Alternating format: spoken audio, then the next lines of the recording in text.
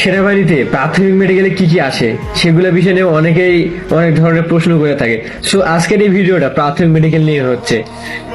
প্রাথমিক মেডিকেলে গেলে প্রথমে তারা বলে দিবে যে কি কি কার্যক্রমগুলো প্রাথমিক মেডিকেলে হবে।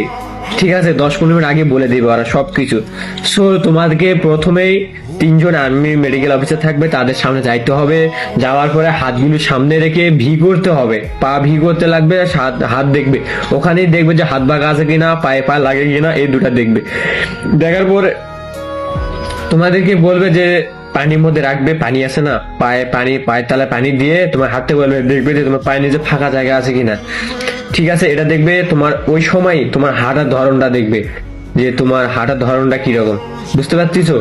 সো এইগুলা দেখার পরে তোমার আর সেরকম কিছু দেখবে না যে তোমার হচ্ছিল হাতে স্কিন প্রবলেম আছে নাকি, হাত কাটা আছে নাকি, এগুলো একটু দেখবে।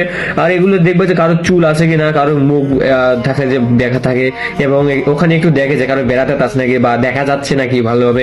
সো এগুলাই প্রাথমিক মেডিকেলে দেখবে, বা এগুলাকে এক কথা বলা যায় যে বাহ্যিক জিনিস, যেগুলো বাইরে বাইরে বুঝতে পারছিস, ভিতরে কিন্তু না, অভ্যন্তরীণ না, এগুলো বাহ্যিক। এগুলাই হচ্ছে প্রাথমিক মেডিকেলে দেখে।